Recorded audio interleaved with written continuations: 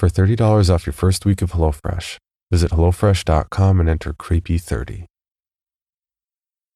This episode of Creepy is presented by patrons Brian Nozinger, Ashley Levine, Matt Schreiber, Cecilia, Tammy Bernard, The Hidden Staircase Podcast, and Shannon Darling. Patrons get early access to commercial-free episodes, sticker sets, bonus weekly episodes, and personalized narrations. But most of all, they make the show possible. If you'd like to see how you can support the show and get access to the rewards, please check out patreon.com/creepypod. Also, I just want to quickly mention that all episodes of the Creepy Podcast are now available on our own YouTube channel. Please check out the link in the show notes and subscribe for another way to hear this podcast, and to help us move towards an end of the bad days. Thanks. And now,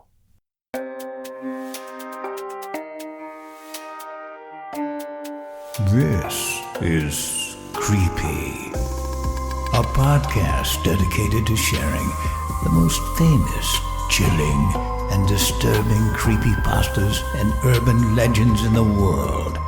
Whether these stories truly happened or are simply fabrications is for you to decide. These stories may contain graphic depictions of violence and explicit language. Listener discretion is advised.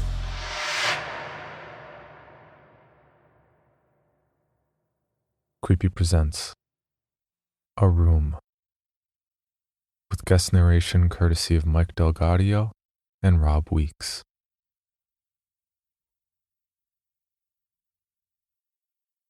Am I going to die in here, Herbert? Yes, John. You're going to die in here. Why, though? Go back to sleep, John. The loudspeaker made the usual crackling noise before the room fell into a deathly silence. John shivered under the thin blankets provided for him. He was dying. It had been 90 days since he had eaten regular food, 6 since he was given a pill, and 116 since he last saw a human being. The world felt lonely. John tried to force his body to sleep, but the hunger won out. He rose from the bed and paced around the tiny 12-foot cube. He reached the one side of the room, checked the tiny drop box, found nothing, and turned around. When he reached the other side, he would pause and look outside the window, where he would observe the wall of dirt, seemingly inches away. It wasn't spectacular by any means, but John found when you got desperate enough, you could see anything you wanted. Lush tropical rainforests, busy, vibrant street corners, even your own house. But in the end, it was just dirt. He might as well be dead already. Squeaking noises filled the tiny cube as John paced back and forth for what must have been an hour. He wasn't sure what time it was, but he started to feel tired again and his stomach no longer hurt. It just felt like a void, like something was missing inside of him. So he returned to his small bed where he tossed and turned, until falling into an uneasy sleep. There was no such thing as a good sleep here.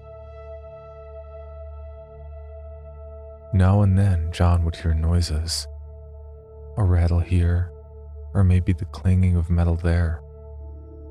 The first few weeks, these noises would keep John awake at night in terror. But now, they offer the only sign of life other than the voice from the loudspeaker. The voice had been there from the beginning. Herbert. Herbert brought John into this new world, and Herbert would be the one to usher him out.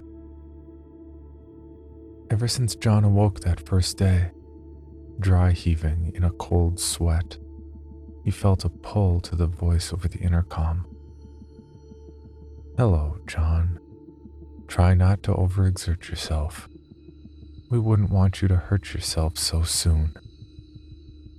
Though the words were cold, John had an almost childlike attachment to them, or at least whoever was speaking them. At the time, it might have been because he thought it was what was going to lead him to freedom. But now it was because it was the only thing he had to remind him he wasn't dreaming. This wasn't hell. This was real.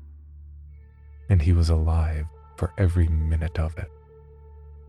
How was your sleep, John? Good. Good? Care to elaborate? No. Very monosyllabic today, aren't we? Shut up. John was upset because he hadn't received his little pill in the drop box. He always found one in the metallic compartment after he slept. It was routine. And now that the routine had been broken, panic had been washing over John all morning. What is it, John? I said, shut up. Is it your ration, John? Where is it? I asked, is it your ration, John? Yes. Where the fuck is it? John was on the edge of breaking down. His whole experience was based around this simple routine. Sleep, eat, pace, sleep, eat, pace, sleep. Now it was gone, leaving John with nothing. Oh, calm down. I'm sure it'll turn up somewhere. I'm going to die. We're all going to die someday, John. John tapped on the glass window nervously. He was anxious.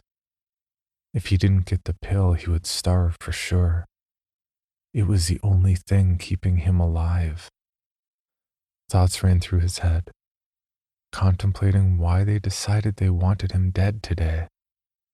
Why put so much time into this and then decide to just starve him?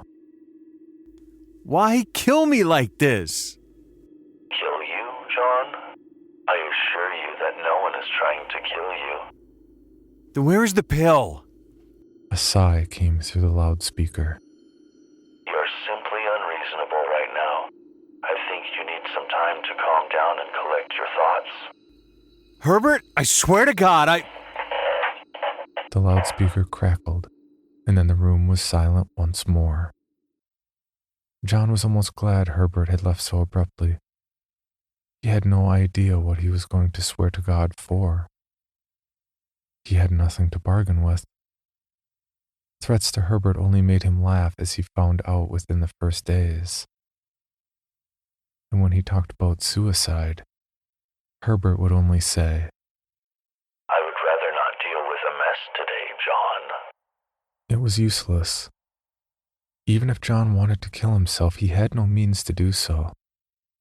He thought about breaking the window once and trying to use a piece of glass to slit his throat, but Herbert informed him it was made of shatterproof glass. He was, essentially, death-proof. Hours passed as John checked the drop box for what must have been every other minute, hoping and praying for the little pill to come so he could survive another day, maybe two. He would have to take breaks every so often. His small chicken legs weren't able to carry the weight of his bone frame. There wasn't much muscle, and certainly not any fat left on him.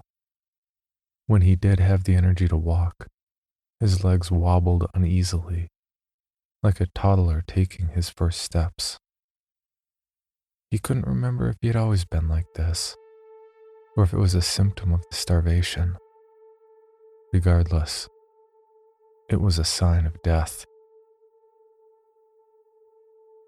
Hungry and mentally exhausted from getting his hopes up with the drop box so much, John went to bed defeated and scared. For the first time in a while, scared of death. John and Herbert talked about death frequently. John's death, in fact. It had always been calm and almost soothing to know he would finally be somewhere else, somewhere outside these walls. But tonight, it was terrifying. The real feeling of death slowly creeping up on him. What would it feel like? Where will I go? Will I still be hungry? All these thoughts worked him up until he was sobbing into the small pillow on his bed. John?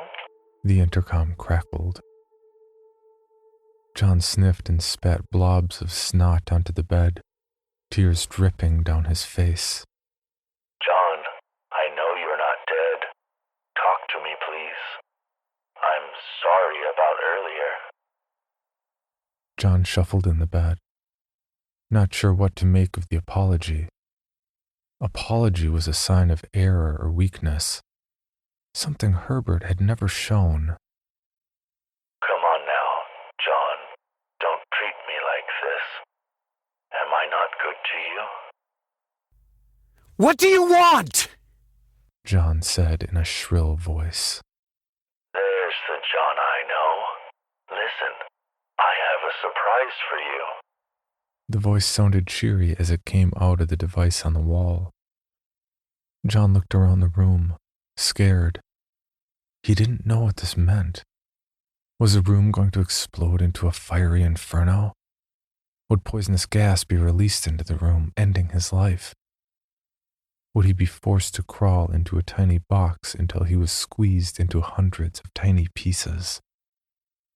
John shuddered and curled up into a ball.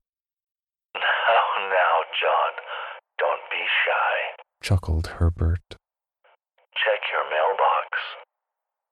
John's eyes shifted to the side of the room with the drop box. It looked unchanged. He hadn't heard or seen any movement in the room. Nothing could be in there. Are you always so precautious when receiving gifts? John crawled out of bed and hobbled over to the box.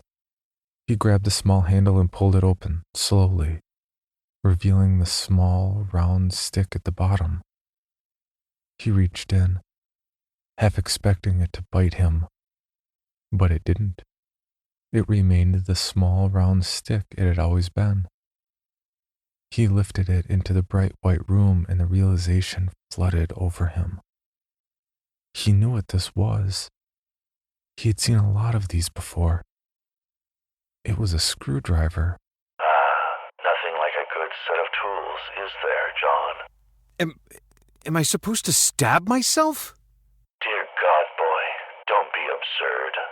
John studied the tool. It was small and about as round as a hot dog. The handle was red and shiny, nothing like anything he had seen in a long time. Above the handle was the flat metallic top, just a standard screwdriver. Well, John, Well, what? do I get a thank you? No. Well, I never. Herbert muttered this as the intercom went silent. John wasn't alone anymore, though. Something felt different. Why would they give him a screwdriver? John was tempted to put it back in the box. It couldn't bring anything but bad. But he couldn't. He felt connected to it. They were two foreign objects in a place they had no business being, and he couldn't abandon it, because he knew he would never be alone again. John curled up in bed with the new friend and went to sleep, suspicious, but thankful. It was the best sleep he had had since he got there. John woke up feeling much more refreshed than usual. The deep feeling of emptiness was still present, but it wasn't as prominent as before. John got out of bed, firmly grasping the screwdriver, and walked over to the drop box. He opened it, and to his surprise, he found 2 pills. Overjoyed, John quickly grabbed one and wolfed it down in a matter of seconds. Though it had the consistency of chalk, his senses went wild. His stomach felt full again. He was content. He picked up the pill and was about to casually pop it in his mouth just as the intercom cracked and Herbert's perky voice cried through. Morning, John. How was your breakfast? Good. Why is there 2?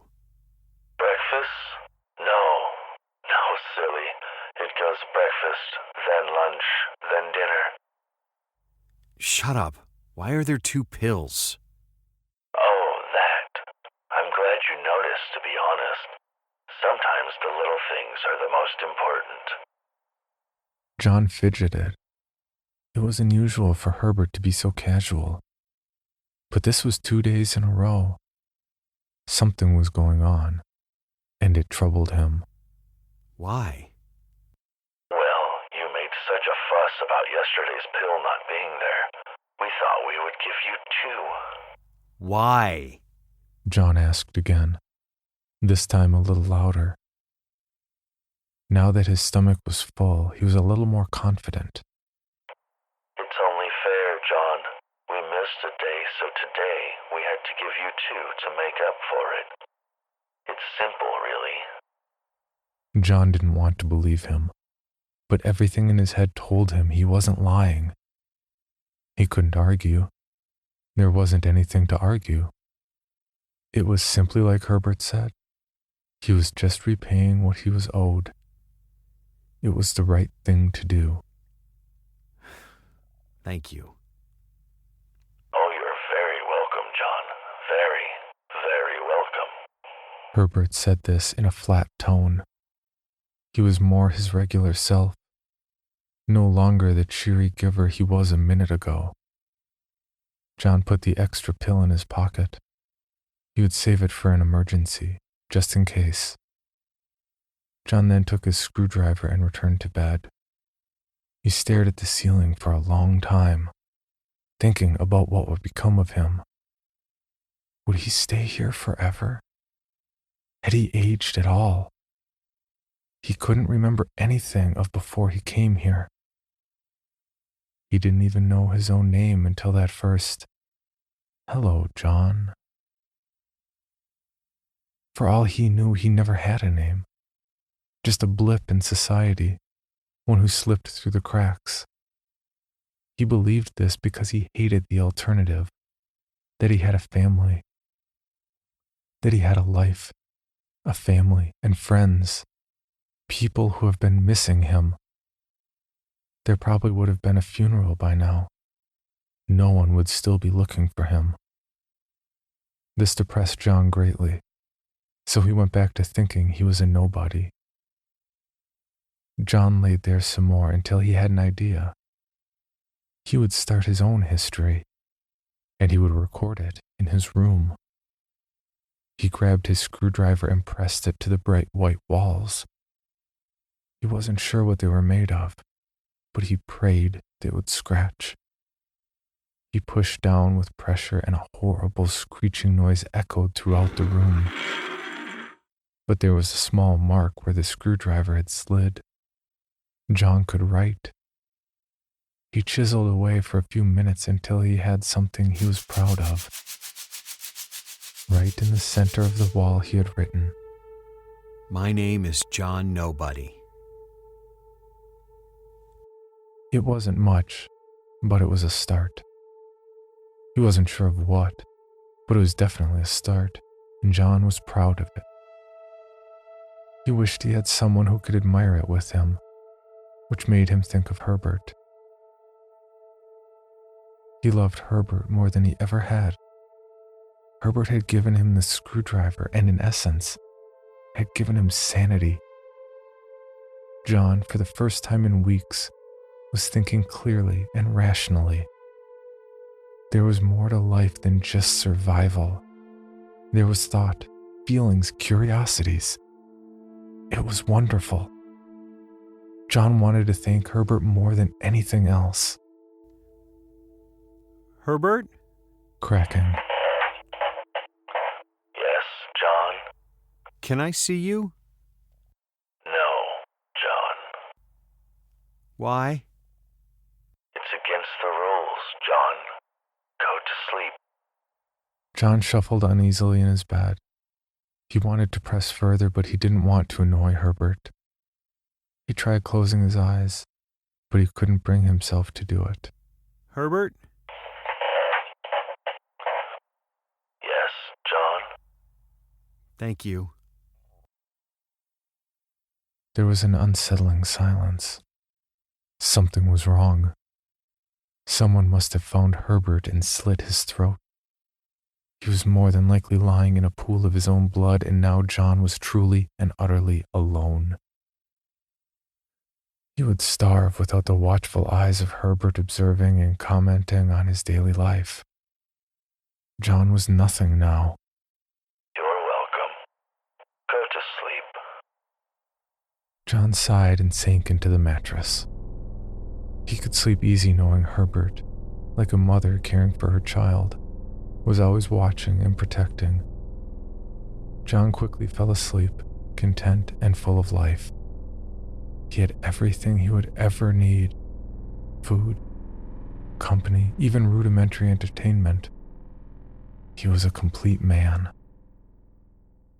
John awoke the next morning and set out to work with his new friend after retrieving and consuming the fresh pill. Through the incessant wailing, scratching marks began making words, which then became a full sentence. Days I haven't been dead. This was written off in the corner. There was ample room left just below this, leaving space beside one lone scratch. He decided he might as well have a basic understanding of time. He knew he stayed up roughly the same amount of time every day, so that means he could sleep roughly the same amount of time. Using that logic, he could just make a new tick every time he woke up. He used to count the days in the beginning by when the pill came, but after a while it seemed pointless. There was no point in knowing how long it took him to die, just that he was going to die, and it was unavoidable. But John felt different now. He had a small amount of joy in his life, and he took pride in his new writings. He had a new appreciation for being alive. After admiring his work thoughtfully for some time, John gently placed his friend on the bed. He then slowly knelt down to the floor, his legs still a little shaky, and then stretched out flat. He started by trying to just lift himself up a little. He didn't think his arms would support him, but to his surprise, he managed to do a full push-up. Confident, he tried again, but only managed half of one before his arms buckled and he smashed his face against the metal floor. A little dazed, he pulled himself back up into the bed. He grabbed his friend and curled in close. He spent the rest of the day dreaming of the things he could now do. He thought about how he had the means to kill himself now, but quickly perished the thought. There was no way he could kill himself, now that he wasn't alone. He couldn't just leave like that. So he decided he would live for as long as possible, and he would continue to write. Even if only a sentence at a time, he was determined to have something unchangeable and permanent in his life. And in the writings, he had that. John woke up to the sound of crying. He had no idea what time it was. He thought he might be dreaming, but for several minutes the crying continued. It was high-pitched, yet sounded low and guttural, almost as if the person was being smothered. Scared, he grabbed his screwdriver. No one was going to hurt his friend. He pressed himself up against the corner of the wall, grasping the weapon in one hand and the other firmly clenched into a fist. He stayed like this for what seemed like hours until finally the crying died out. John was shocked. It was the first thing he heard that sounded even vaguely human for God knows how long. Besides Herbert, of course. Oh, John, what are you doing up at such an ungodly hour? John jumped at the sudden sound being emitted from the speaker. He eased up once he realized the familiar, calm voice belonged to Herbert. What the fuck was that? Excuse me? What was the crying? Crying? I think you're a little tired, John. Herbert, please, The loudspeaker cracked and then fizzled out. John was left confused and scared without any sort of explanation. Maybe Herbert was right. Maybe John just dreamed the noise. But he was certain he was awake. Then he thought it might be Herbert just playing a trick on him. John decided this was the most logical answer, and the best course of action would be to ignore it. There was no point in giving Herbert the satisfaction of seeing John panic over a stupid noise. From now on, John would be unshakable. After sleeping for what seemed like only minutes, John got out of the small bed and walked over to the drop box. As expected, a small pill was there, awaiting consumption. John complied to the non-existent request and ate the pill quickly. He returned to bed where he picked up his friend carefully and went to work on adding another tick. After suffering through the terrible noise, John hopped off the bed and onto the floor. He felt good and full of energy, so he decided he might as well work out. If he was going to die, hell, he might as well look good. So he did push-ups for quite some time until he got tired and returned to his bed. He would lie there and twiddle the screwdriver between his thumbs, thinking of new things to write. He could never decide on anything he really had the desire to put down, but it got him thinking. It kept him sane. More crying in the night.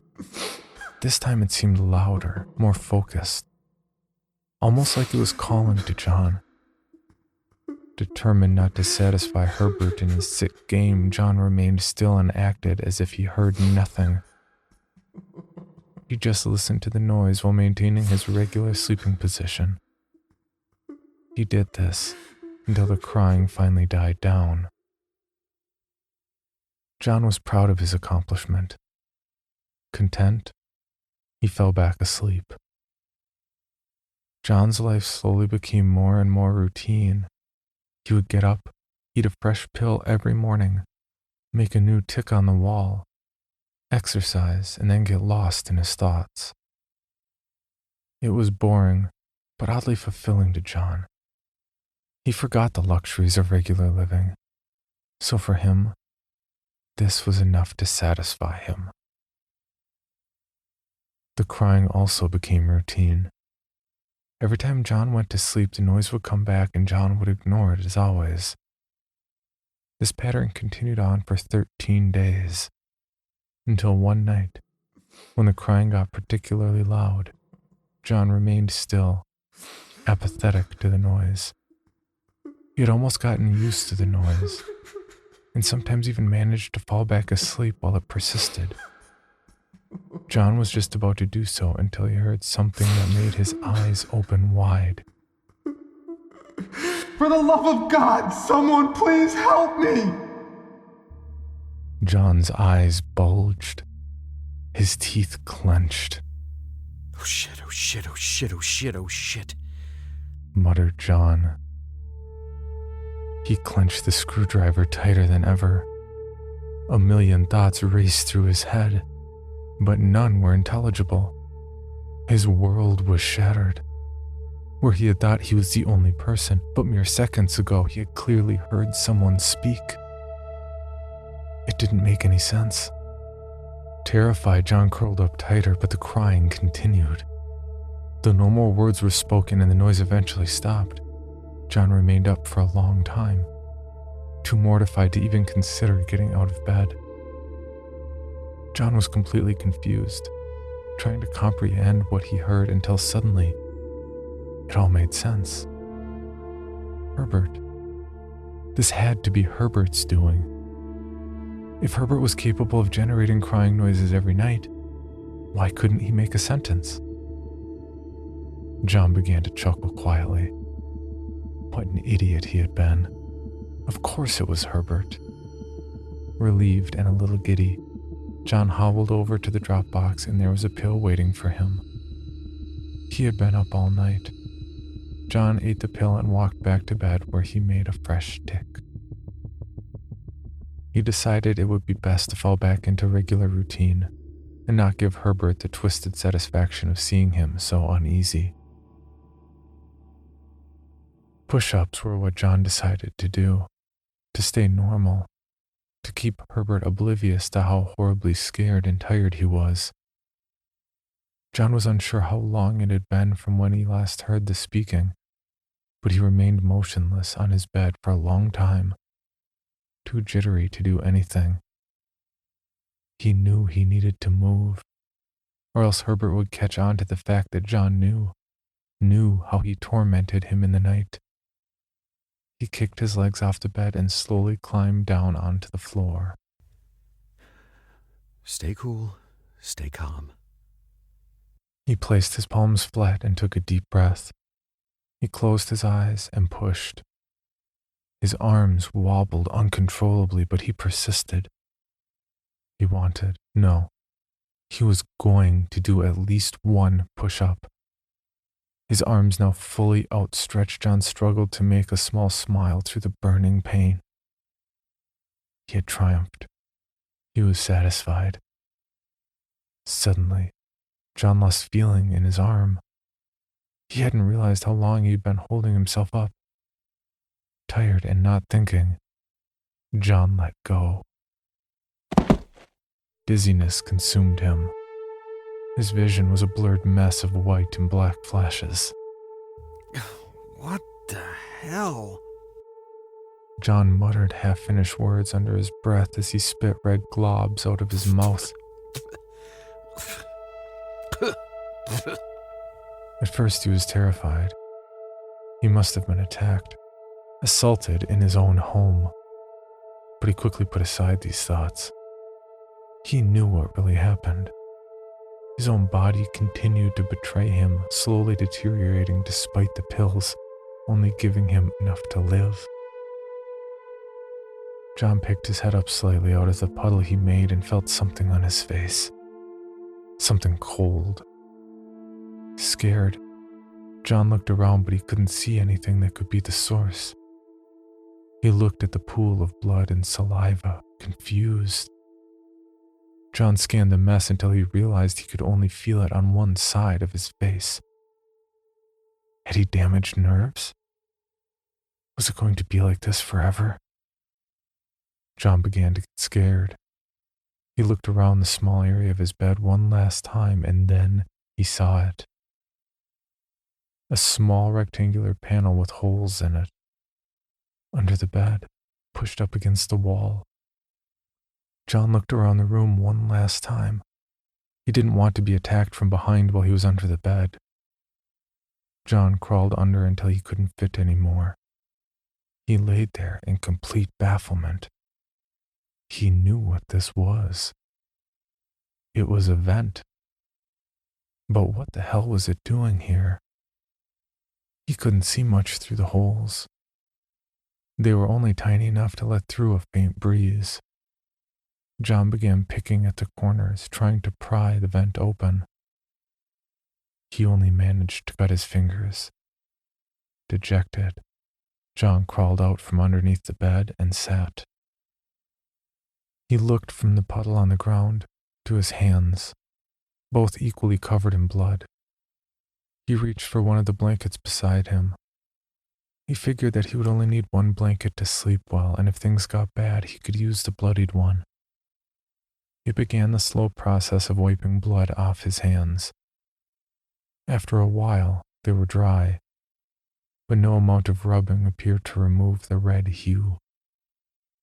At first, this distressed John. Would his hands ever go back to normal? But he decided it didn't matter much. At the rate his hands were failing him, he wouldn't be able to lift them in a few days' time. John lazily threw the sullied blanket across the room. It hit the wall with a dull thwack as John turned and lied down to try to sleep.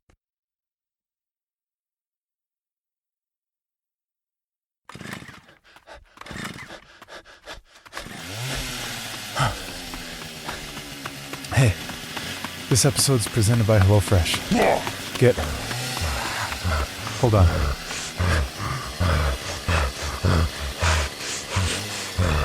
got a thing going on here.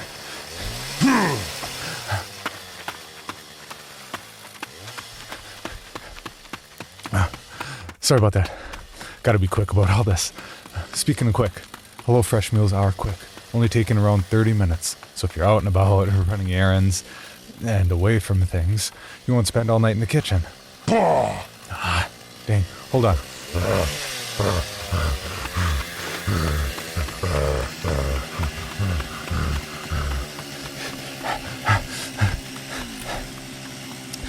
Did I mention that you can choose your delivery date for when works best for you and your busy schedule in case things, suddenly rev up in your life?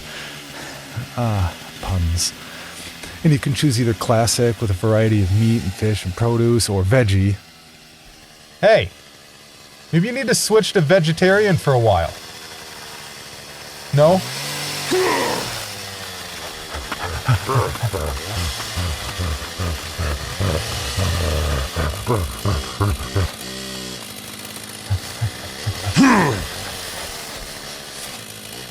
Also, no more time-consuming meal planning and grocery shopping.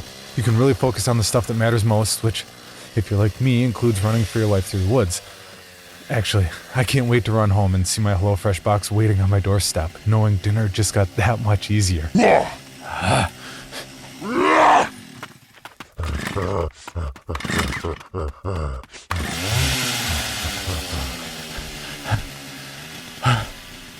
On a personal note, I've been working really hard to make healthier choices this year, and it's done wonders for my cardio. Make the right decision. Go to HelloFresh.com and enter promo code CREEPY30 for $30 off your first week. Now, speaking of right decisions, hey, I only need to stay like 3 feet in front of you and not trip, right? Sure, yeah, it looks scary, sounds scary, all that, but come on, man. Really? You're gonna be like that. Fine. First one to give up and do a weird little spinny dance out of frustration loses.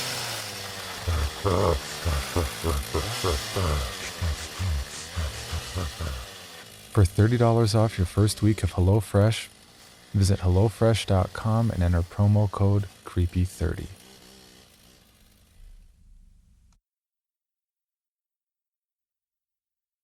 John woke up with the common feeling of only sleeping for minutes.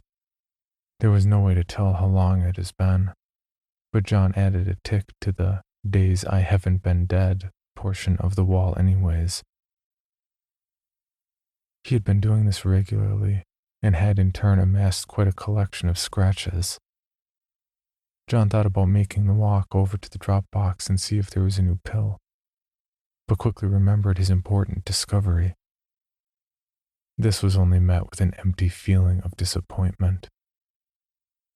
His fingers still bearing the markings of defeat, John spent the rest of the day in a zombie-like trance, periodically checking the drop box for a pill, and then returning to bed. This went on until he tired himself out and tried to sleep again. John secretly wished it would be the last time.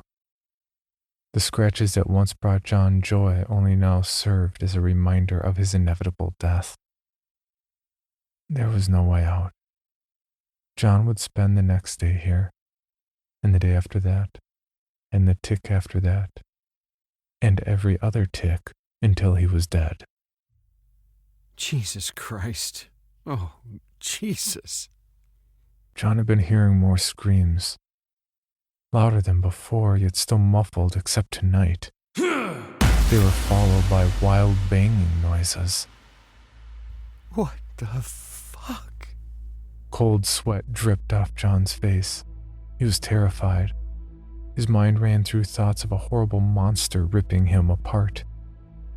As soon as it was done with whoever was screaming, all he had to do was let his guard down and he'd be dead. His eyes darted around the room, searching for something to defend himself with. Window? No, it's shatterproof. Blanket? Too flimsy. John clenched his fist in anticipation of death and felt a hard piece of plastic brush up against his fingers. The screwdriver. Instantly, John took it in his hands and pointed it towards the other end of the room, shaking it wildly, as if fending off a mob. John did this as he clenched his eyes until he realized something. What? The room was completely silent. John's ears were ringing and his eyes watered. He loosened his grip and the screwdriver rolled onto the bed. John felt embarrassed. He just wanted to curl up and fall asleep forever. But he couldn't even do that. Surely Herbert was enjoying this, clapping slowly as tears of laughter rolled down his cheek. The adrenaline was still flowing, and there was no way John could just go back to sleep. John got out of his bed and paced the room, searching for anything, something different. Nothing new in the drop box. Same amount of ticks on the wall. John kept searching for something. It could be anything. He just wanted something to take his mind off the noises and the embarrassment. John walked over to his bed and sat down, his heart still beating out of control. Why? Why? The words kept flowing through John's head, but there was no answer. Nothing to console him. John became more and more angry until he was clenching his knuckles so hard they turned white. His face started to contort, tightening up as his eyes began to water. Why? Why? This became John's mantra. He clenched his teeth as he rocked back and forth, his hands shaking out of control. Why? Why? John began to bite his lip. A small drop of blood flowed from the wound onto the bed. Why? Why? John's head filled with 1,000 voices, screaming out of control but still saying the same thing. Why? Why? His face grew hot and red. Why? Why? John raised his arm and hurled the screwdriver forward at the wall, screaming as the handle shattered against the wall, sending the screw head flying. Why? John sat and sobbed into the bed. The voices were gone, but a new sound filled the air. One of great sadness. John sat and cried, the taste of blood and salt slowly filling his mouth. He spat huge blobs onto the floor beside the stain from earlier. The room reeked of filth. John looked around the room, expecting to see Herbert laughing at him, but he did not. He saw the same room he had seen for the past 10 days, and the 10 days before that, and the 100 days before that. And then he saw the shattered handle. John sprang from the bed and fell beside the red fragments. He tried collecting them in his hands, but they were too small and he couldn't grasp them. Oh my God! John rocked back and forth, mumbling to himself as he collected the pieces of his dead friend. What have I done? John felt more tears coming until he noticed something. The actual screw. It was missing. John looked around the room, but he couldn't see it anywhere. He stood up and frantically paced the room, ignoring the tiny bits of plastic embedded in his foot. Where are you? I'm sorry. Oh God, I'm so sorry. John wished he could go back in time to before he threw his friend. He wanted to make things better. John had to stop looking periodically as huge waves of remorse took over and he had to sit down. He couldn't handle it. John walked back over to the bed and observed the puddle of muck he had spat out. His heart skipped a beat as the sudden realization hit him. He crouched down and moved his hand towards the puddle. Just as his fingertips touched, he pulled his hand back. It didn't make any sense for it to be in the puddle. It made sense seconds ago. John was eager to shove his hand into the mess, certain he would find his friend in there. Not only was his body deteriorating, but so was his mind. What the hell is happening to me?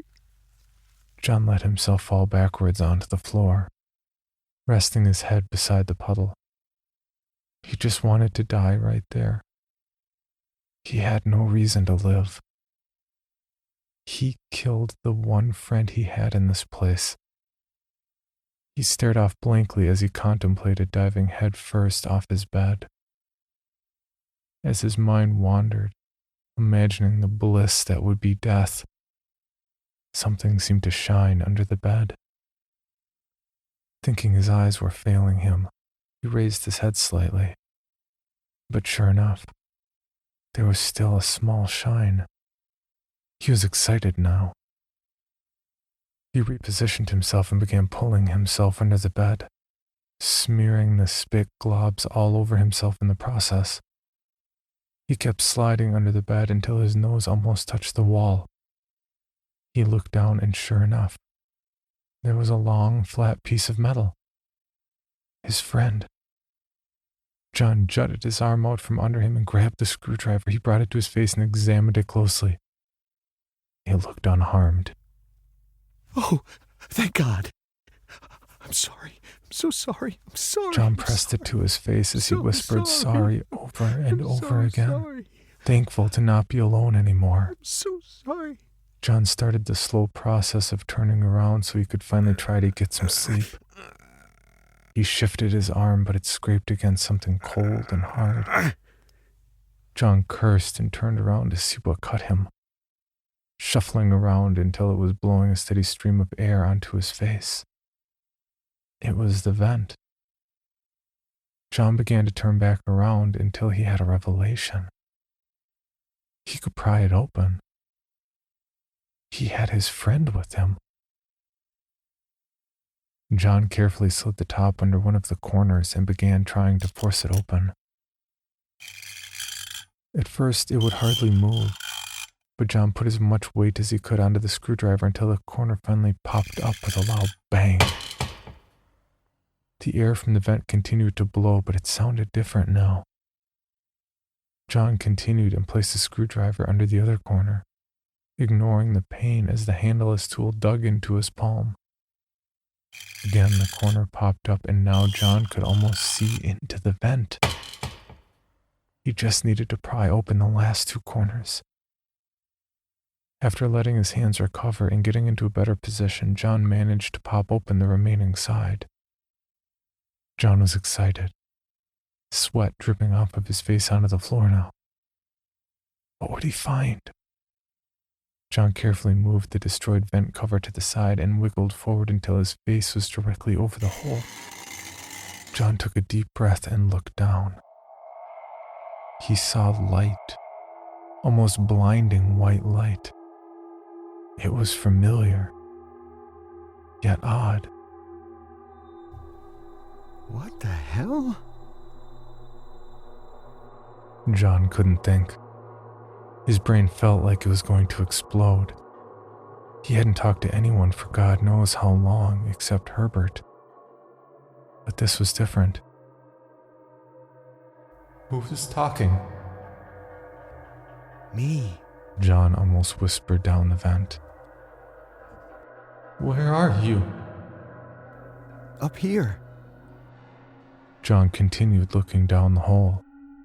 There was still nothing but white until a figure appeared. It was a person. They were scrawny and had shaky dark hair. They looked wildly around the room, clearly scared out of their mind. I'm up here. John said again, more confidently. The stranger looked up and squinted his eyes. Oh, thank God. Are you here to get me out? A sense of hopelessness washed over John. In the back of his mind, he somehow thought this person might be his way out. But clearly this wasn't the case. This person seemed just as out of it as he did. Maybe even more so. No. I've been here a long time. The words weren't coming easy to John. It had been a long time since he had talked to anyone, let alone someone in prison. Fuck. The stranger grabbed his head and walked in and out of John's view. He was swearing louder and louder. John just lay there. Listen, how long have you been here? John tried calming the stranger down, get him focused.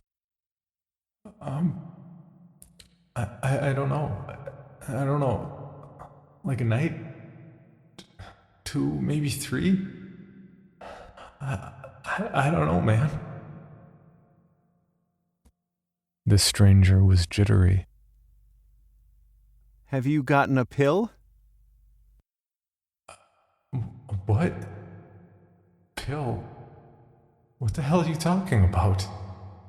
The stranger was looking upwards directly at John's face now. John licked his lips. If he wasn't getting the pill, he must be hungry. Look, my name's John. I'm stuck here just like you. Do you know how you got here? How I got here? How I got here? The stranger almost laughed as they repeated the line. I don't remember shit. All right. Can you tell me what's in your room? Fucking nothing, man. Nothing. There's a window and a bed. Yeah, there's a bed. That's it, man. There's not even a fucking door, man. John got a little nervous. Is there a loudspeaker?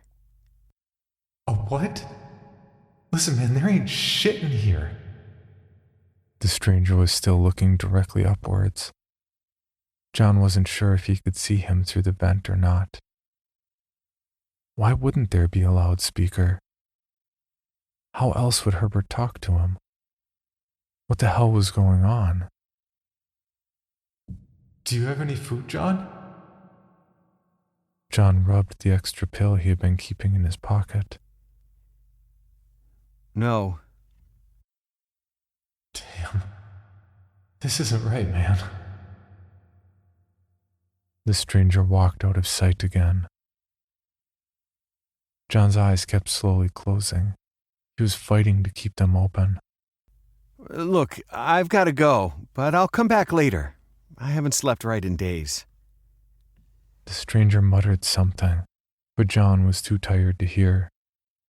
He wanted to stay. He wanted to talk. This was the biggest thing to ever happen to him. He finally actually had someone. He wasn't alone. But he needed sleep. He didn't want to pass out under the bed. He slowly crawled out backwards, passing over the now dark reddish-orange stain on the floor. He pulled himself onto the bed and laid his head down. He had so much to think about, but no energy to do it. Within no time, John fell asleep. John's eyes opened sharply. He sat upright and looked around the room. He was still alone, but just below him, there was someone else now. Someone to talk to, plan with, maybe even escape with one day. John staggered out of bed and went to the drop box. There was a pill. He grabbed it and popped it into his mouth, letting it slide down his throat eagerly. He picked up the broken screw head beside his bed and scraped across the wall. The room filled with the expected terrible noise, but John pressed on until there was a new tick on the wall. He wasn't dead yet. John had almost perfected sliding under the bed. He wiggled back and forth until he was in the usual position. He tilted his head forward and pressed it up against the hole. Hello?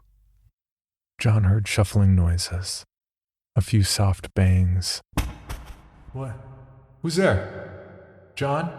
John, is that you? Yes.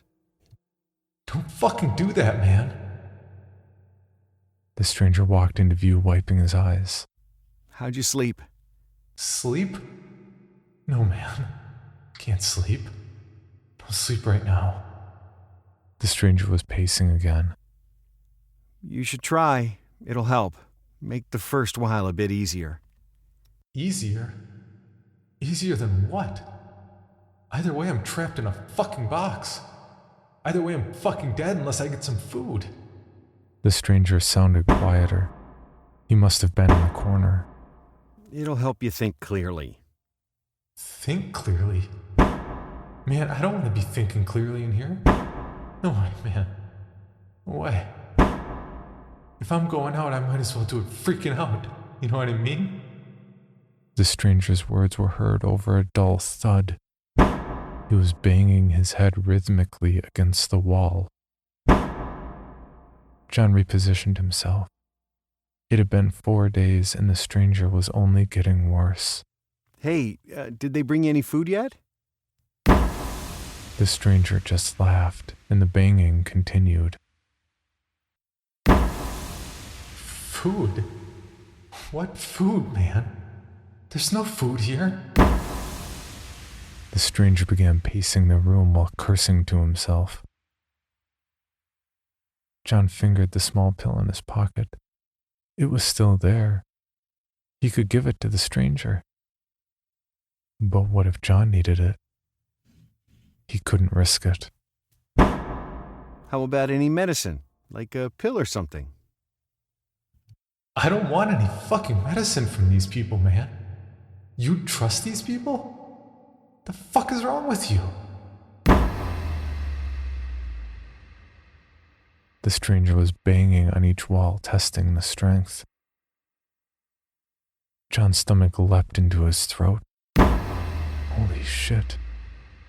What if these pills had been poison? What if these pills were messing with his head? His ability to think clearly, his ability to sleep, his ability to remember. His head was ringing. He needed time to think about this. John tried to open his mouth to say something, but the stranger's banging soon became the only audible sound over the ringing of his ears, and he decided it was pointless to continue the conversation. John crawled out from under the bed, his shirt scraping against a filthy stain on the floor. Upon leaving the darkness of the bed, John was blinded by the almost glowing white walls. He stood up and ran his hands overhead. Panic washed over his brain.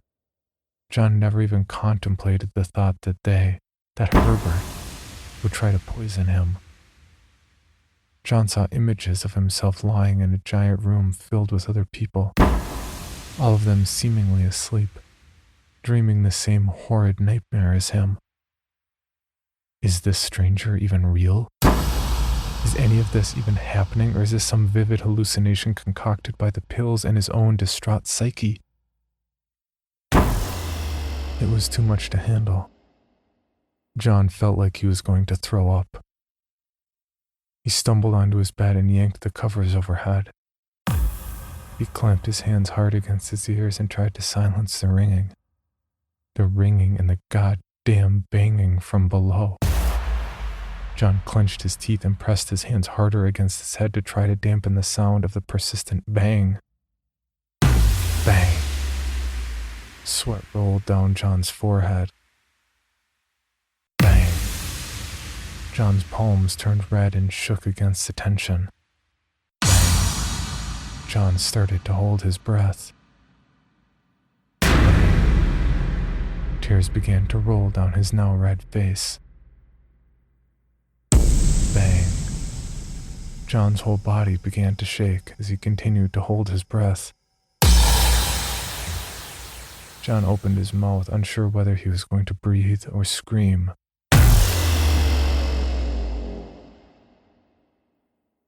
Bang. Darkness. It was quiet now. Are you going to die in here, John? John let out a gasp as he quickly sat up in bed. The room was dark, impossibly so. The white walls had always left the room in perpetual light, yet John could hardly see.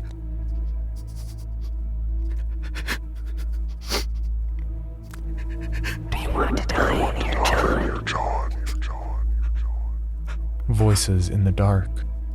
John pressed his back against the wall, hugging his legs to his chest. Who are you? Suddenly, hundreds of indiscernible whispers filled the room, repeating John's soft words.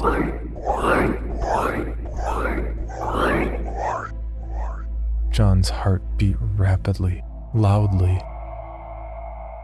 John's mortality here. The whispers spoke as a single entity. No one voice took dominance. No, no, no, no, no, no, no, no, no, no, no, no, no, no, no. John spat out the words, shaking his head as tears rolled down his face. Don't trust him, John. He's lying to you, John. You can get out of here, John. John was certain he had gone insane. He was shaking his head harder now. He heard their words, but they had no meaning. John wanted to die. He wanted this all to be over. He began to sob louder. Don't trust him, John.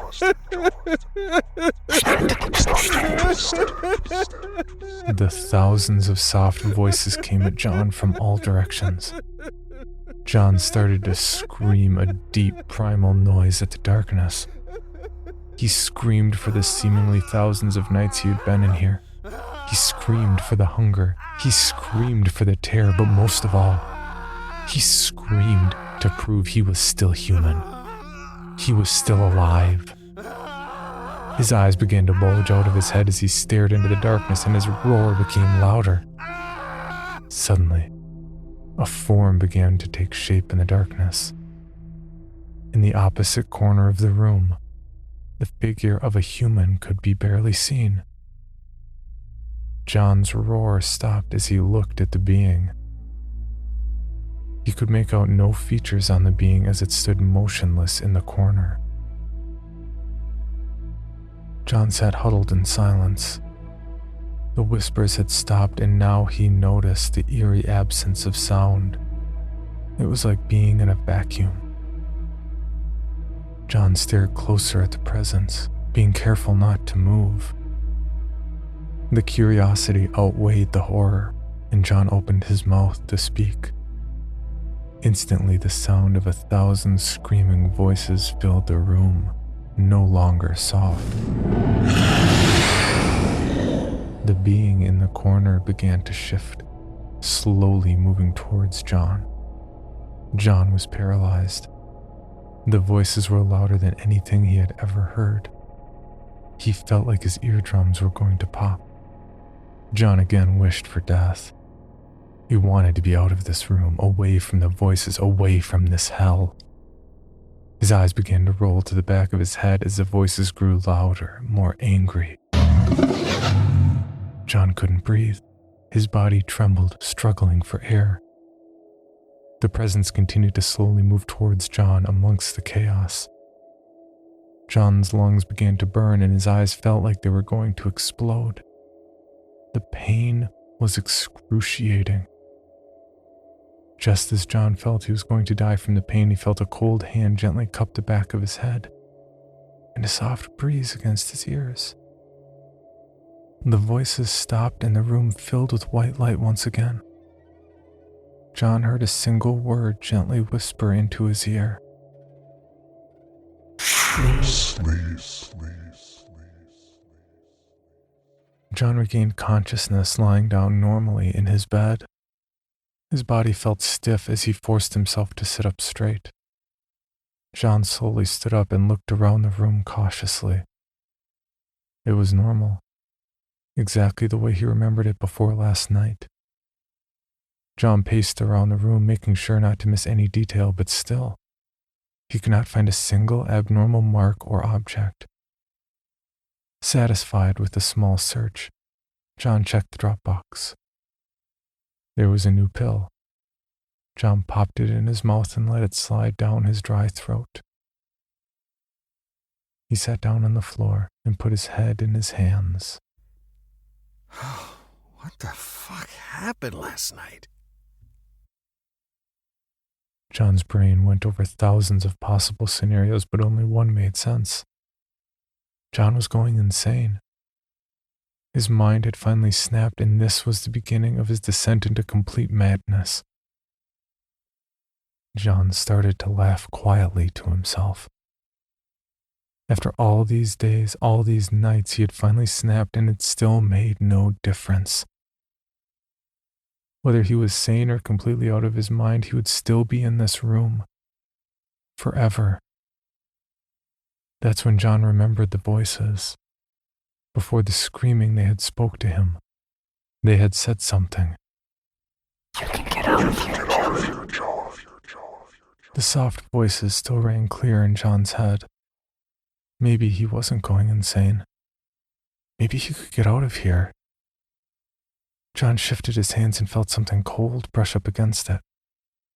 Suddenly the cold hand from last night flashed into his head, and he immediately backed away from where he was sitting. John's heart was pounding fast again, and he looked at the spot where his hand was rested. There sat the screw head. John laughed once again. Man, I really am going insane. John crawled back over the screwdriver and clasped it in his hand. He stood up and walked over to where he made his daily ticks. Days I haven't been dead. John read the words and remembered back to when he first scratched them into the wall. John considered scratching out dead and replacing it with insane, but decided against it. Nothing would matter anymore if he really did lose his mind. John quickly made another tick against the wall.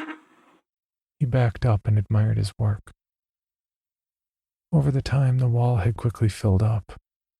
Multiple rows and columns of ticks lined John's wall, and right in the center was, "My name is John Nobody."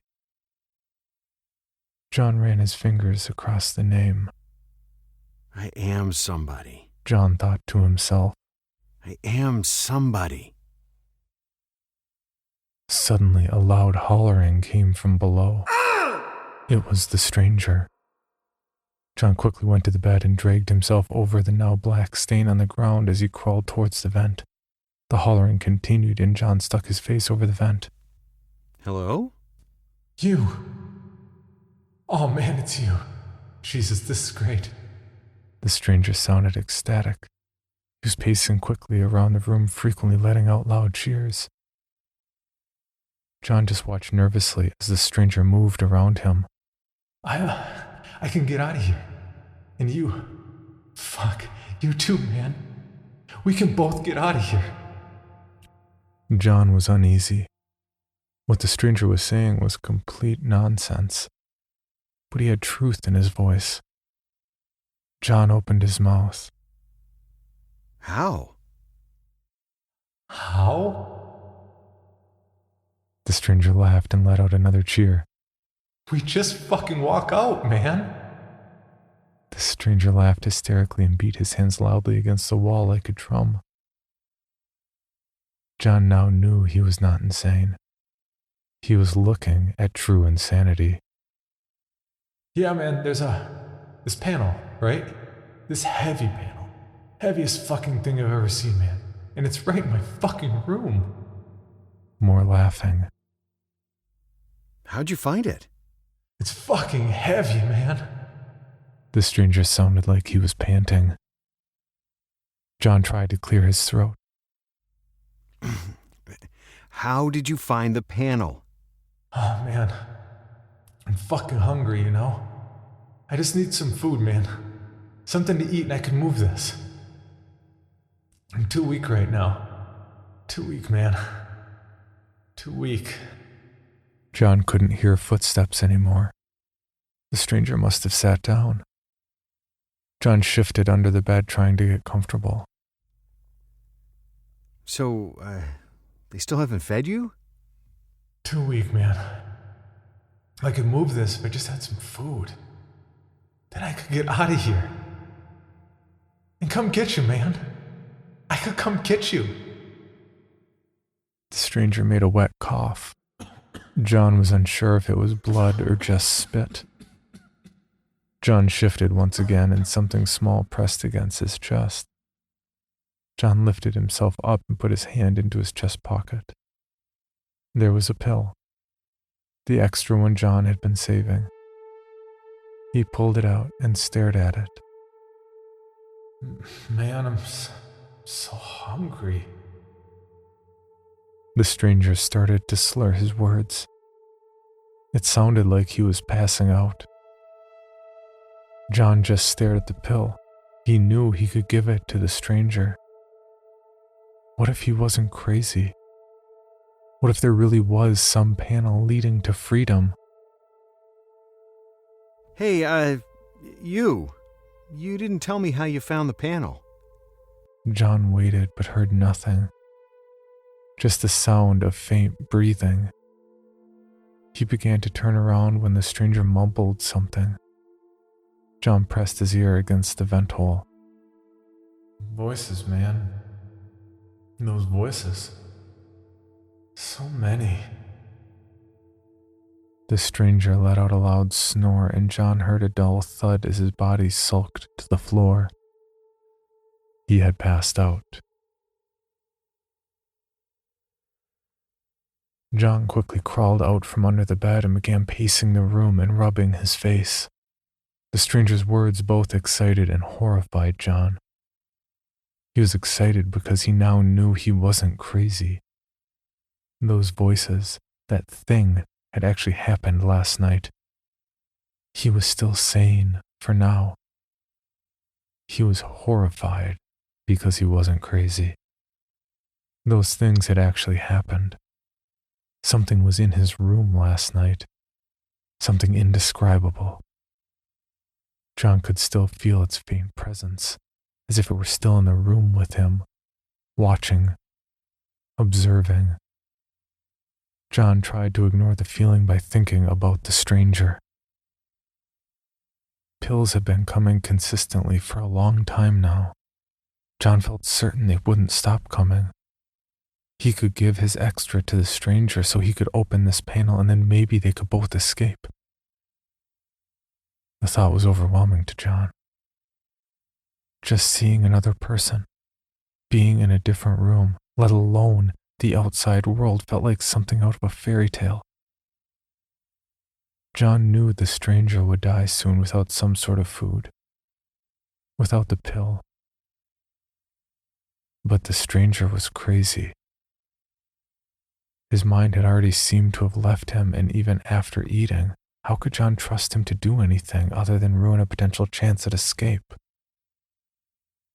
His choices were simple. He could give the stranger his pill and hope that somehow he would be able to not only find John, but get him out of this room. Or he could keep the pill for himself, in case he needed it again. The latter started to become more and more preferable as memories of being near starvation during the times when the pills stopped coming. But the entire time, John could not shake the thought of potentially escaping. John sat up to go to his bed. The choice was too big to make right away. He needed to sleep on it. John made his way over to the bed and lay down, staring at the ceiling. A million different outcomes played out in his head. Some ended with John escaping with the stranger, both of them seeing actual daylight again. But most were not like this. Most ended with John still in this room as an old man, the walls covered in thousands of small ticks. Every so often, John would open his mouth to try to scream, but a cold, dark hand would wrap itself around John's mouth, silencing him. With that thought burning into his mind, John fell asleep. His eyes slowly opened. He was still in the same position, staring at the white ceiling.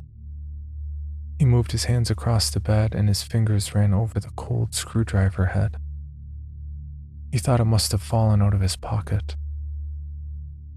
He slowly sat up and stretched his arms as he turned his head to the side. His body immediately stiffened. There was a black creature in the corner. Its body was exactly the same as humans, but it had no clothes and no identifiable characteristics. Its skin looked rough, like sandpaper, but was completely black. Its face was what horrified John the most. There were no ears or nose or anything except for two round white eyes and a permanent smile on the creature's face. The eyes never blinked and they were staring straight at John. John immediately reached for the screwdriver and pushed himself deep into the corner of the bed. He thrust his arms outward and screamed, Stay the fuck away from me! The creature remained stationary, smiling. John kept his arm with the screwdriver outstretched, horrified that the abomination might pounce at the first sign of weakness. His arm grew heavy and tired and started to sag. John began to cry. The creature remained in the corner. John continually tried raising his arms in an attempt to hold the thing off, even though it made no signs of advance. Both John and the creature stayed like this for what seemed like hours. The only movement was that of John's tired arm as the screwdriver was raised in defense and then dropped. The smile bored deep into John's brain. It horrified every inch of him. The unblinking eyes were locked on with John's as if looking into his soul. John slowly drifted in and out of consciousness, fearing for his life if he fell completely asleep. John was mentally and physically exhausted. He couldn't fight it anymore. He let his eyes close and his arm dropped once more for good. Just before John lost total consciousness, he felt a cold hand rest upon the top of his head. And then he was asleep. John bolted upright in his bed. He was breathing heavy and his face was wet with sweat. He suddenly remembered the events of last night and held his breath in horror. He scanned the white room but found nothing. He was safe. John felt as if he should be crying, but his body had no more tears to cry. He was exhausted, both physically and mentally. He wasn't going to last much longer like this. He got up out of his bed and opened the drop box, swallowing the waiting pill inside. As his energy slowly returned to him, he began to think. He could give the pill to the stranger. He had to. This might be his only chance, no matter how insane it was, to escape from this place. He had no other options. John quickly scooped up the pill and crawled under the bed. None of that mattered now. He was getting out of here, today. He couldn't stand the thought of spending another night in this place. It was driving him insane, or had driven him insane. The past few nights blurred John's perception of reality. None of this could actually be happening. John was simply dreaming at home in his bed. The idea comforted John for a brief second until it occurred to him he couldn't remember what it was like to have a home. John slammed his fist on the ground in anger, frustration at his own stupid mind, and pulled his face over the small grate. Hell. Red. John saw deep, dark pools of red flowing beneath him. Blood. The liquid covered the entire portion of the floor John could see. He felt like he was going to vomit. Oh, Jesus Christ. John put his hand to his mouth in case he couldn't control himself. Holy shit. John panicked. This man, the stranger, was still alive. John was certain it was his voice. Mister? John pushed his ear up to the vent, turning his face away. He couldn't look at the blood any longer. John started to cry. I'm sorry. I can't hear you. John heard the stranger let out soft sobbing. Listen, what happened? The stranger let out a loud yell. Fuck, please, don't die. John was in hysterics. The stranger was his one chance out and now was bleeding out 10 feet below him with no way to help. Listen to my voice. Don't die, please, don't die. A pool of tears was forming around where John laid his face. The stranger let out another yell before beginning to say something. Kill. John pressed his face hard against the vent. Kill me. John slammed his fists against the floor. His hands went numb. Don't you fucking die! Don't you fucking die on me! John was slamming his fists harder and harder against the floor. You're my way out of here! You're my way out, you piece of shit! The stranger began crying louder. You can't die! You can't die! John's anger slowly left him and feeling returned to his hands. He felt like he had broken his wrist. The sound of the two men crying filled the room.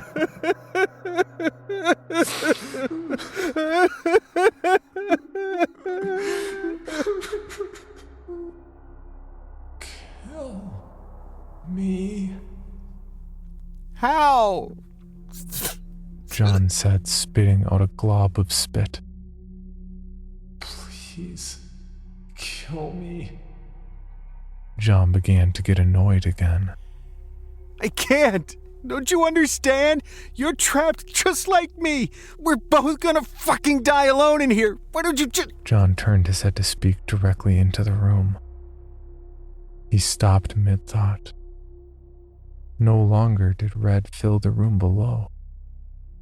In fact, John could not even see the room.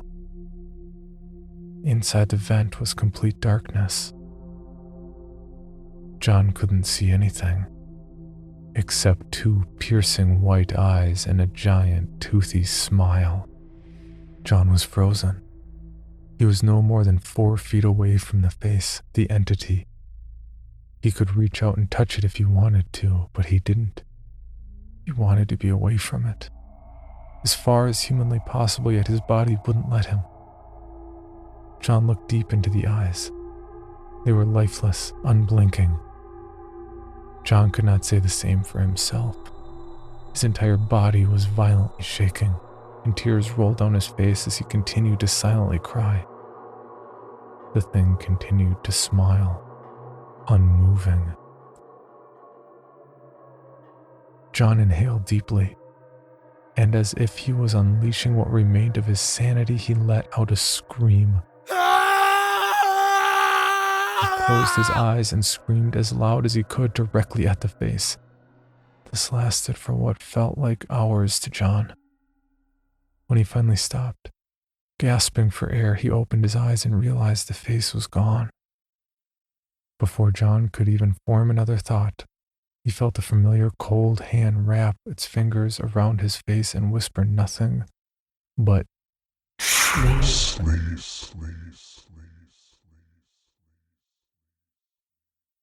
John woke up in his bed.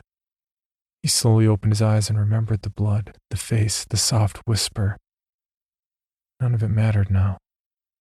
John wanted to be dead. He had lost the last shred of his will to live. John was nothing but an insignificant speck in some sick and twisted universe. John would end his life using the only friend he had in this place. The thing he once believed to be catalyst for his sanity. His screwdriver. John rolled onto his side, reaching to grab for his screwdriver one last time when he suddenly noticed the walls. There were markings. Thousands of them scrolled over every inch of the wall. John quickly crawled out of bed, making his way to the middle of his writing wall. He ran his hands over the original writing. My name is John Nobody. It had been scratched out. Thousands of new scratches covered the wall. My name is John. Number 1045960. John scanned the entire room. Thousands of new markings, all saying the same thing. My name is John. Number 1045960. John spun in circles around the room. He didn't understand how this was possible. He would have heard this happening, and even then, who? Who could have done this? John stopped spinning and looked in the middle of the floor. His screwdriver. You? John said this with a mixture of anger and great sadness. The screwdriver was positioned in the middle of the room, facing John. You? Why? Tears rolled down John's face. I trusted you.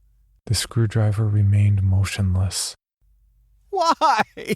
John began to sob while crawling towards the object. Why?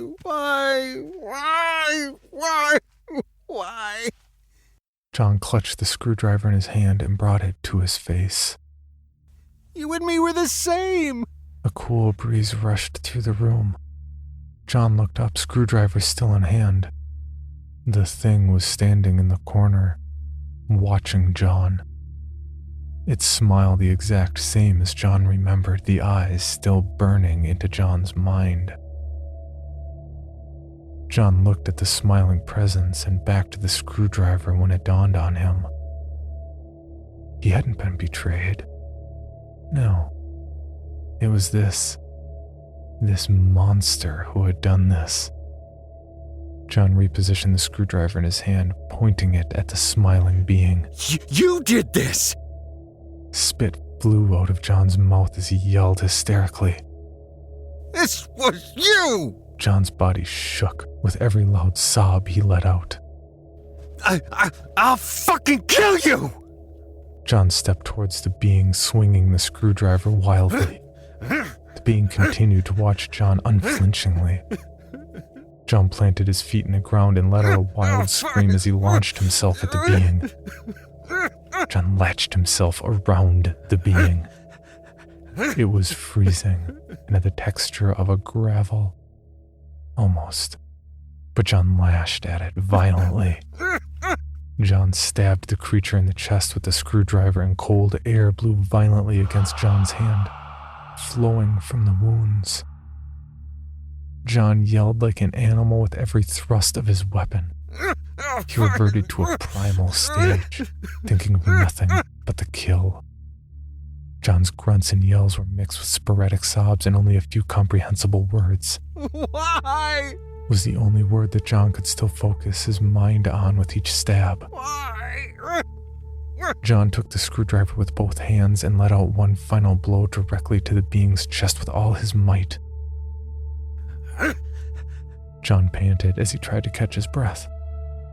He remained sitting on top of the being. His thoughts began to return to him as his bloodlust subsided. John realized his eyes had been closed the entire time. He slowly opened them to look at what he had done. Underneath John lay the being. Holes covered the completely black body from where John had stabbed him, yet his face remained unchanged. The eyes stared directly at John, the mouth ever smiling. John grabbed the creature and pressed his hands hard against its head. How do I get out of here? The creature continued to stare at John, and just as he was about to stab it again, it raised an arm. John spun to where it was pointing and nearly fainted. A door. A single white door had appeared on the far wall. John's heart began to beat faster and faster. The screwdriver loosely rolled over John's hand, falling into the creature's chest, being consumed amongst the blackness. John slowly stood up and walked, hand outstretched towards the door. Behind him, the creature seemingly floated into an upright position, watching, smiling. I'm going to get out of here. I'm going to go home. John thought of a million different things that could be on the other side of the door. Every single one of them was better than being here, being in this room. He finally reached the door and let his hand rest gently upon the handle. He took a deep breath and turned one last time to look at the room. The drop box. The lone window leading nowhere. His bed. He would never see any of it again. John took one last look at the being, still smiling at John, and pushed his hand down. It was time to leave.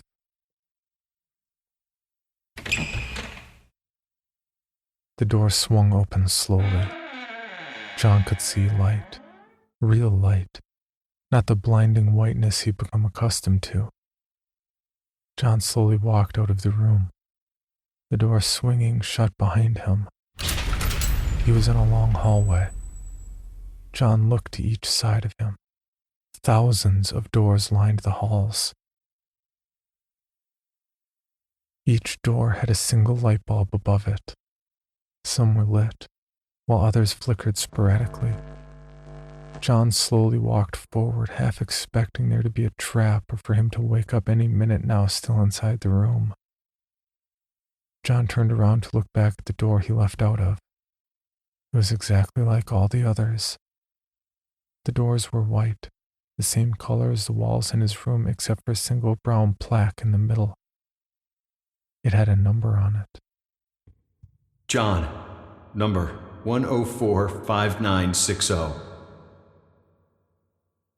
John ran his fingers across the numbers until he realized something. It was dark where he was standing. He looked up to see a single light bulb above his door, just like all the others, except his was burnt out. John backed away from the door, scared and confused.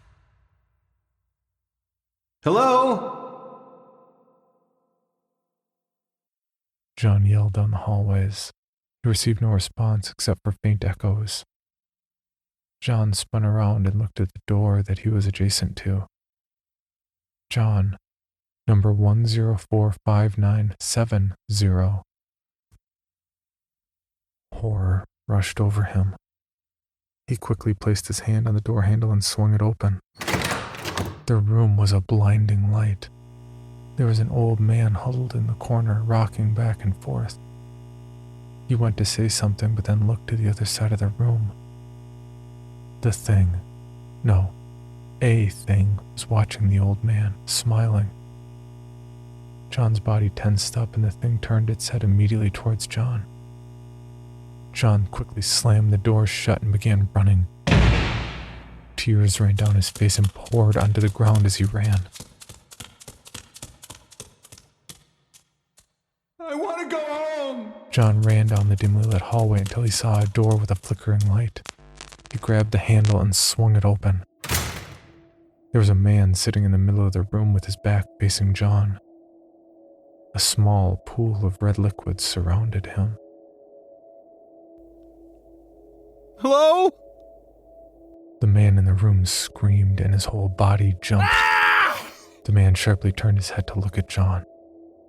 His face was badly bruised and covered in blood.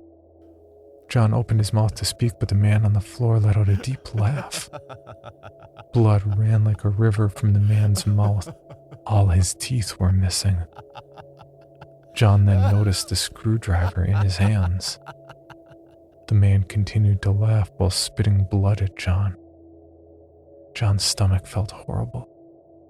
As he slammed the door shut, he could make out the faint image of a smiling face in the back of the room. John ran full sprint down the hallway, screaming as he moved.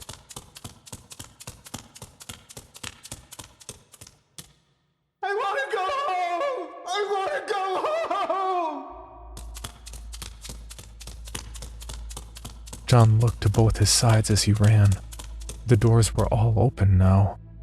John could see people inside them. Some of them appeared normal, doing push-ups, walking. Others made John sick to his stomach. People covered in blood, maimed, disfigured. In every single room, you could see one of those things, staring, smiling.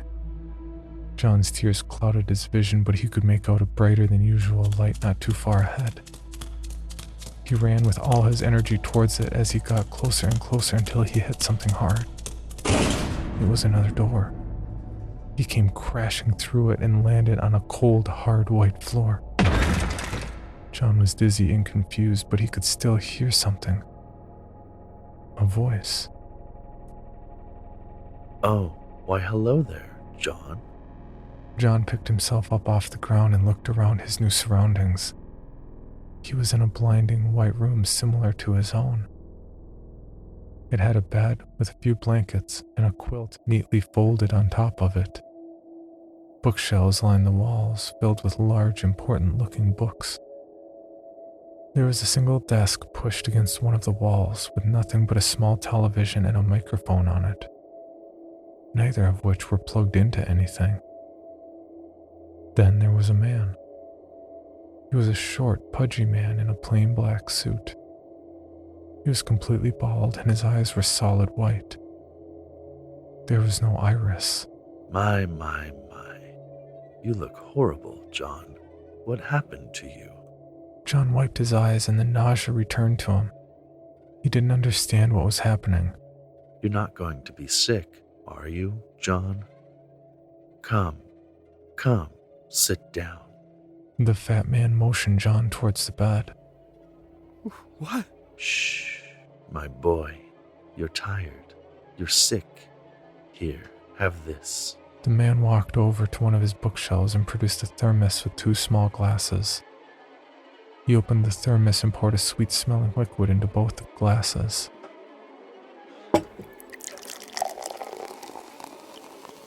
What shall we drink to?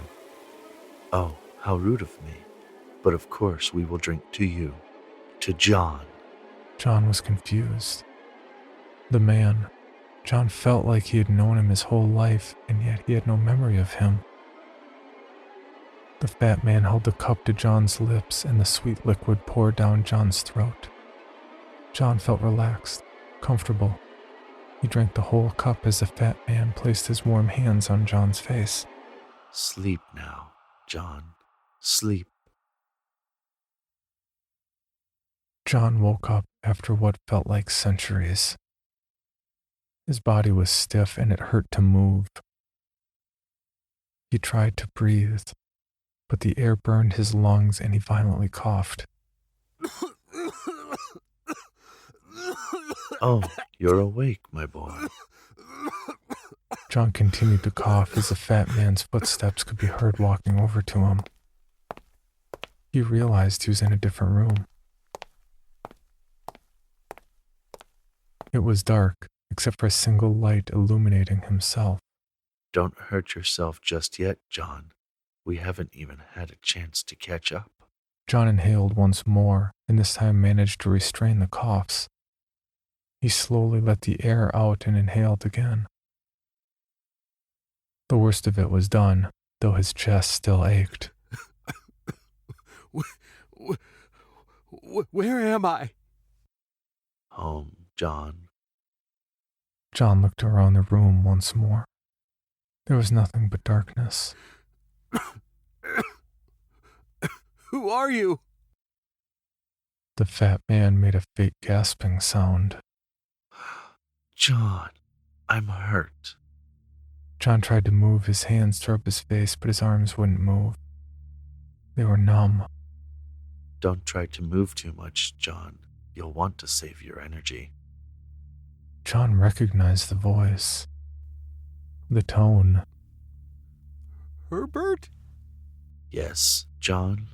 Why is this happening to me? Why is what happening to you, John? This!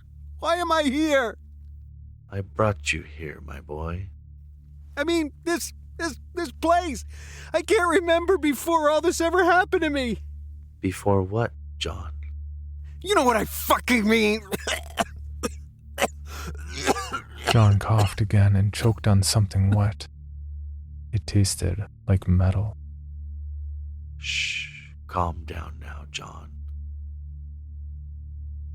John, tell me something. Why do you want to leave here? Because I hate it. I miss my home. I want to go home. What do you remember of home, John? John was silent. Well, John, what do you miss? Home is merely an invention of modern society. What is a home, really? I want to go home. Don't be a fool, John. What can you miss that you've never known? The grass isn't always greener, my boy. I want to be home, Herbert. I want to be happy again. Happy? John, you were happy. The conversations we had, the screwdriver. You loved that screwdriver, didn't you, John? John looked away from the fat man.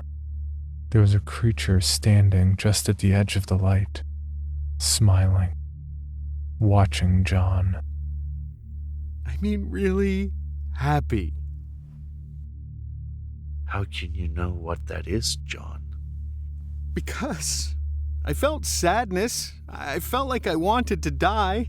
Like there are blank voids in my life I can't fill. But to feel that, to feel sadness, I have to have known what it's like to have been happy, to know what it's like to lose something. John noticed more beings. They were surrounding the two men. Herbert, please. I just want to... More coughing. This time liquid leaked out of the side of John's mouth. Oh, John, it appears your system isn't quite happy with what we gave you. Herbert pulled out a small handkerchief and wiped the liquid from John's mouth. It was red. What did you do to me? John, have you ever dreamed? What? Dreamed, John, like in your sleep. I find it a marvelous phenomenon. Hundreds of faces were all staring at John, smiling the same smile. Of course I dream. Everyone does. Tell me about your dreams, John. You can't remember, can you, John? The room was deathly silent. I used to dream quite often, John. It was an entirely different world than the reality I was forced to live in. I dreamt I had an ant farm. I loved that farm. I gave each and every ant their own special name. I would feed them every day. I gave them shelter, protection. I even talked to them, John, quite often. I felt like I had a bond with them. Then one day, I dreamt they escaped. They broke out of the farm, and you know what they did, John? John coughed up more blood.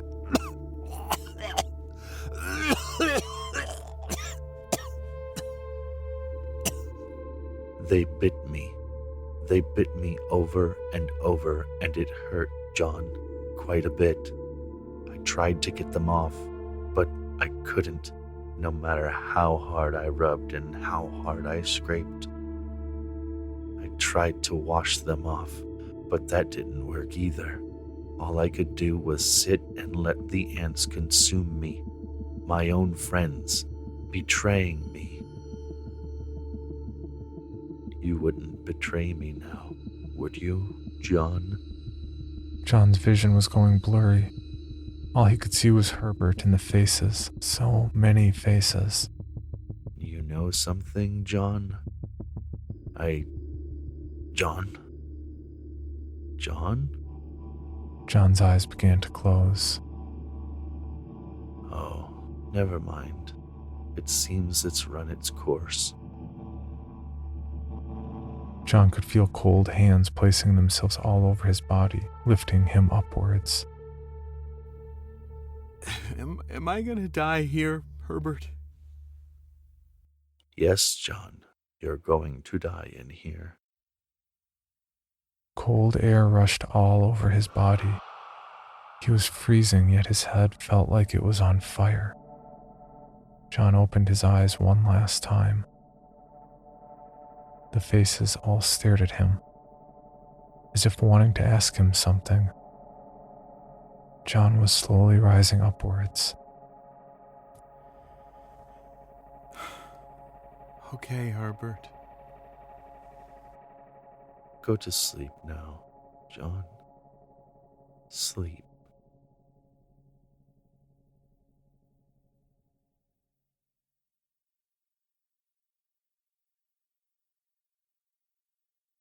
For more information, including pictures and videos of the stories told on this podcast, or to suggest stories for future episodes, please visit us at CreepyPod on Twitter, Instagram, and Facebook, or email us at creepypod@gmail.com. All stories told on this podcast can be found at creepypastawikia.com and are protected by a Creative Commons license. Some rights reserved unless otherwise stated.